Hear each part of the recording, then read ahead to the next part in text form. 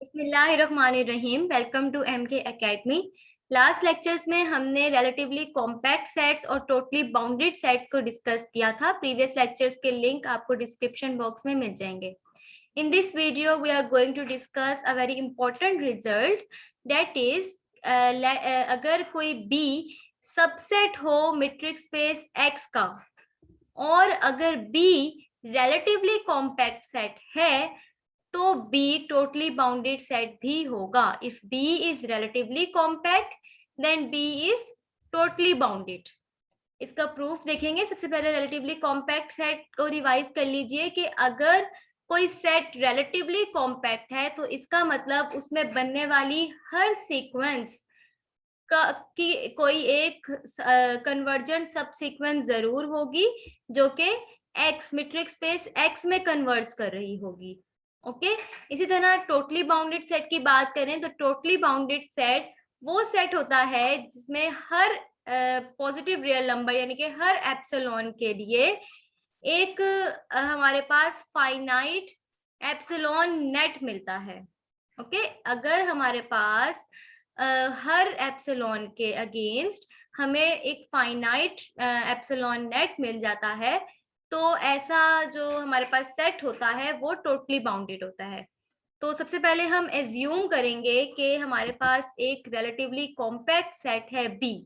We assume B to be relatively compact और फिर हम शो करेंगे कि एक फिक्स एप्सिलॉन के लिए, इसको हम एप्सिलॉन नॉट कह रहे हैं, कोई भी हमने आर्बिट्रेरी एप्सिलॉन ले लिया है, एप्सिलॉन नॉट, ये हमारे पास गिवन है। जब हम एक इस फिक्स एप्सिलॉन किसी आर्बिट्रेरी एप्सिलॉन के लिए हम इसको प्रूव कर लेंगे तो हमारे पास ये फॉर ऑल प्रूव हो जाएगा क्योंकि हमने आर्बिट्रेरी एप्सिलॉन लिया है। For any fix epsilon not greater than 0 यानी कि positive real number being given there exists a finite epsilon net for B। हमने प्रूव करना है कि इस आर्बिट्रेरी एप्सिलॉन के लिए हमारे पास एक फाइनाइट एप्सिलॉन नेट है सेट बी के लिए। ओके तो सबसे पहले हम लेट करते हैं कि अगर हमारे पास बी जो है वो एम्प्टी सेट है देन, तो अब देखिए अगर एम्प्टी सेट होगा तो हमें तो उसको फिल करने के लिए ओपन बॉल्स बनानी ही नहीं पड़ेंगी क्योंकि ये एम्प्टी है। तो एम्प्टी सेट का जो एप्सिलॉन नेट होता है वो भी एम्प्टी सेट होता है। If B is equal to empty set then empty set is an epsilon net for B। तो यानी कि ये फाइनाइट है। लेकिन अगर B हमारे पास एम्प्टी सेट नहीं है, if B is not empty we pick any x1 belongs to B, तो हमारी स्ट्रेटेजी क्या होगी? देखिए हम कोई एक पॉइंट पिक करेंगे फ्रॉम सेट B। अगर हमारे पास ये सेट B है तो अगर हम कोई पॉइंट यहाँ पे ले लेते हैं x1। ओके अगर हमारे पास एप्सिलॉन की रेडियस की बॉल से हमारा ये सेट इस तरह से कवर हो जाता है, ठीक है, ये पूरा सेट आप देखिए कवर हो रहा है इस एप्सिलॉन रेडियस की बॉल से, तो इसका मतलब कि ये x1 पॉइंट जो है वो हमारे पास जो है वो एप्सिलॉन नेट बना रहा है फॉर दिस सेट B। ठीक है तो हमारे पास x1 एक नंबर है यानी कि फाइनाइट है, तो ये हमारे पास बन जाएगा फाइनाइट एप्सिलॉन। हमारा प्रूफ कंप्लीट हो जाएगा कि हमारा जो B है वो टोटली बाउंडेड है। लेकिन जरूरी नहीं है कि हमारे पास जो ओपन बॉल बने वो सेट B से बड़ी बने या पूरे सेट B को कवर कर रही हो सकता है हमारे पास ओपन बॉल्स हमें कुछ इस तरह से बनानी पड़े इस पूरे सेट को कवर करने के लिए। तो देखिए अगर हमारे पास ये पॉइंट x1 है तो यहाँ से लेके यहाँ तक एप्सिलॉन रेडियस की बॉल बन रही है। ठीक है तो इधर के जो ये बाकी का पोर्शन है इस बॉल से बाहर जो B सेट का पोर्शन है ये बॉल उसको कवर नहीं कर रही। ठीक है तो यहाँ पे हमें एक और पॉइंट लेना पड़ेगा x2। फॉर एग्जाम्पल ये x1 था तो हमें x2 पॉइंट लेना पड़ेगा। कहाँ x1 हमारा अगर ये है तो हमें x2 इस बॉल से बाहर लेना है, यानी कि अगर हमें x2 लेना है तो x1 और x2 का डिस्टेंस कितना होना चाहिए? Greater than epsilon not. ठीक है, अगर ये x1 है तो यहाँ से यहाँ तक का डिस्टेंस जो है वो एप्सिलॉन है, तो हमें x2 इससे बाहर लेना है, इस बॉल से बाहर लेना है यहाँ पे फॉर एग्जाम्पल। तो हमारे पास x1 से x2 का जो डिस्टेंस है वो ग्रेटर देन एप्सिलॉन नॉट होना चाहिए। अगर हमारी दो बॉल से ये पूरा सेट कवर हो जाता है तो ये हमारा एप्सिलॉन वो टोटली बाउंडेड सेट हो जाएगा बी, और हमारा जो है वो फाइनाइट एप्सिलॉन नेट हमें मिल जाएगा क्योंकि दो बॉल से कवर हो रहा है। लेकिन अगर हमारे पास ये दो बॉल से कवर नहीं होता तो हमें मजीद पॉइंट्स रिक्वायर्ड होंगे, तो हमें x3 x4 और पॉइंट्स लेने पड़ेंगे इसी तरह।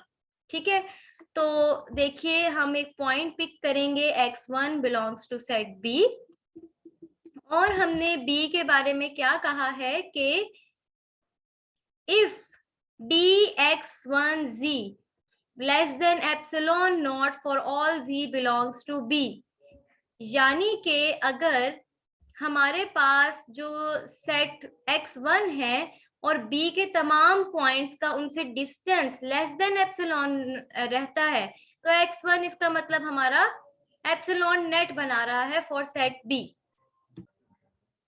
ओके, तो अगर हमारे पास ऐसी कंडीशन हो तो x1 हमारा जो है वो एप्सिलॉन नेट बना देता है सेट B का, और हमारा प्रूफ कंप्लीट हो जाएगा। लेकिन जरूरी नहीं है ऐसा हो, तो अगर ऐसा नहीं है तो हमें एक और पॉइंट यानी कि x2 चूज करना पड़ेगा from the set B such that कि जो डिस्टेंस है x1 और x2 का वो ग्रेटर देन और इक्वल टू एप्सिलॉन नॉट रहे, यानी कि उस बॉल से बाहर हमें एक x2 पॉइंट चूज करना पड़ेगा। अब अगर हमारे पास x1 और x2 मिलकर एप्सिलॉन नेट बना देते हैं सेट B का, तो ये हमारे पास फाइनाइट है क्योंकि दो हैं, तो हमारा प्रूफ कंप्लीट हो जाएगा कि B हमारे पास टोटली बाउंडेड सेट है। सो अगर हमारे पास तमाम B के पॉइंट्स के लिए जिन्हें हम Z कह रहे हैं x1 और x2 से distance less than epsilon not रहता है, यानी कि x1 और x2 मिलकर एप्सिलॉन नॉट बना देते हैं सेट B के लिए, तो हमारा प्रूफ कंप्लीट हो जाएगा। लेकिन अगर x1 और x2 मिलकर भी जो बॉल है उसको कवर नहीं कर पाते, x1 और x2 सेंटर की जो एप्सिलॉन नॉट रेडियस की बॉल्स बना रहे हैं, ये दो बॉल्स मिलकर भी अगर हमारा जो सेट B है उसको कवर नहीं करती, तो हमें एक और पॉइंट की जरूरत पड़ेगी विच इज x3, और फिर हम देखेंगे कि x1 x2 और x3 मिलकर बना रहे हैं नहीं। तो इसी तरह हम ये प्रोसेस कंटिन्यू करेंगे, और हम x1 x3 अगर बना देते हैं तो हमारा टोटली बाउंडेड सेट हो जाएगा B। ओके, क्योंकि ये फाइनाइट है। सो अगर ऐसा नहीं होता तो हम फिर x4 सिलेक्ट करेंगे, इसी तरह फिर x4 सिलेक्ट करेंगे, x5 सिलेक्ट करेंगे, इसी तरह हम कंटिन्यू करेंगे पॉइंट सिलेक्ट करना। ठीक है, लेकिन हम कहते हैं कि हम जो पॉइंट्स हैं वो फाइनाइट ही रहेंगे, यानी कि एक वक्त ऐसा आएगा कि फाइनाइट बॉल्स से ही हमारा जो है वो पूरा सेट कवर हो जाएगा। ऐसा हम क्यों कह रहे हैं, क्योंकि आपको पता है कि हमने जो शुरू में एज्यूम किया हुआ है कि जो हमारा सेट B है वो रिलेटिवली कॉम्पैक्ट सेट है। रिलेटिवली कॉम्पैक्ट सेट का मतलब उसमें एक ऐसी सब सीक्वेंस है जो कि कन्वर्जेंट है, हर सीक्वेंस की एक ऐसी सब सीक्वेंस है जो कि कन्वर्जेंट है। अब कन्वर्जेंट सब सीक्वेंसेस हैं, तो इसका मतलब आपको पता है कि हर कन्वर्जेंट सब सीक्वेंस या हर कन्वर्जेंट सीक्वेंस जो है वो कॉशी सीक्वेंस होती है।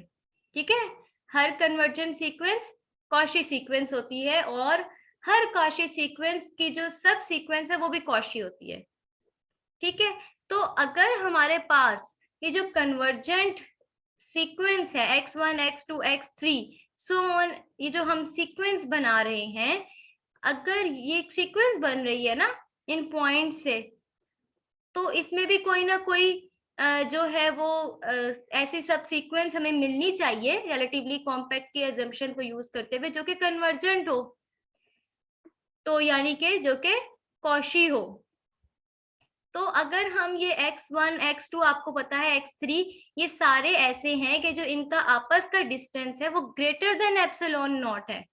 लेकिन कॉशी की डेफिनेशन हमें कहती है कि हमारे पास एक ऐसा पॉजिटिव नंबर n, एक ऐसा पॉजिटिव नंबर n एग्जिस्ट करता है, एक ऐसा इंटीजर जिसके बाद तमाम जो टर्म्स हैं सीक्वेंसेस की xn और xm का जो डिस्टेंस है वो लेस देन एप्सिलॉन हो जाता है। तो इसीलिए हमें यहाँ पे एक इंटीजर n फिक्स करना पड़ेगा कि जिससे पहले यानी कि x1, x2, x3, xn, जिससे पहले पहले तो तमाम जो x1, x2, x3, xn तक जो हमारे पॉइंट्स हैं वो less than epsilon, greater than epsilon है, सॉरी, इनका डिस्टेंस आपस में ग्रेटर देन एप्सिलॉन है। लेकिन इनके बाद जो हमारा पॉइंट्स ऐसे मिलने चाहिए हमें, क्योंकि कॉशी सीक्वेंस बनानी है हमें, तो एक ऐसा इंटीजर हमें मिलना चाहिए n जिनके बाद के जो पॉइंट्स हैं उनका आपस में डिस्टेंस लेस देन एप्सिलॉन हो। तो ये हमने अजम्पशन यूज की है। अगर ऐसा नहीं होता तो हमारे पास जो है वो जो कंस्ट्रक्शन है हमारी जिससे हमने ये सीक्वेंस बनाई है, in fact if there were no such n, अगर हमारे पास ऐसा n एग्जिस्ट नहीं करता, our construction will yield a sequence xi satisfying, तो हमारी जो कंस्ट्रक्शन है तो वो हमारी सीक्वेंस कैसी बनेगी कि हर दो सीक्वेंसेस xi और xj, हर दो पॉइंट्स का जो डिस्टेंस है वो ग्रेटर देन एप्सिलॉन नॉट हो जाएगा। लेकिन कॉशी सीक्वेंस कैसी होती है कि कॉशी सीक्वेंस में एक ऐसा n एग्जिस्ट करता है जिसके बाद तमाम जो टर्म्स हैं सीक्वेंस की उनका डिस्टेंस लेस देन एप्सिलॉन रहता है। तो हमारी जो obviously could not have a subsequence which is Cauchy, तो जो xi सीक्वेंस है इसकी कोई भी ऐसी सब सीक्वेंस नहीं हमें मिलेगी जो कि कॉशी होगी। Hence xi could not have a subsequence which converges in x। अगर कॉशी नहीं होगी तो कन्वर्ज तो कभी भी नहीं करेगी, क्योंकि हर कन्वर्जेंट सीक्वेंस कॉशी सीक्वेंस होती है और हर सब सीक्वेंस जो है कॉशी सीक्वेंस की वो भी कॉशी सीक्वेंस होती है। अगर ये कॉन्ट्राडिक्ट कर देगी हमारी बात को कि रिलेटिवली कॉम्पैक्टनेस ऑफ बी, अगर हमें ऐसा n नहीं मिलता तो इसका मतलब जो हमारा सेट B है वो रिलेटिवली कॉम्पैक्ट भी नहीं है। ये कॉन्ट्राडिक्शन हमें मिल जाएगी। तो ऐसा जो पॉजिटिव इंटीजर n है ये जरूर एग्जिस्ट करेगा अगर हमारे पास रिलेटिवली कॉम्पैक्ट सेट होगा B। Hence there must be a finite epsilon naught for B since epsilon naught is greater than 0 was arbitrary, क्योंकि हमने जो epsilon naught लिया था वो arbitrary था, so we can say कि B is totally bounded. I hope आपको समझ आ गई होगी इस proof की. If you have any query about this, you can ask in the comment section below. Thank you so much. Don't forget to like, comment, share and subscribe our channel. Thank you.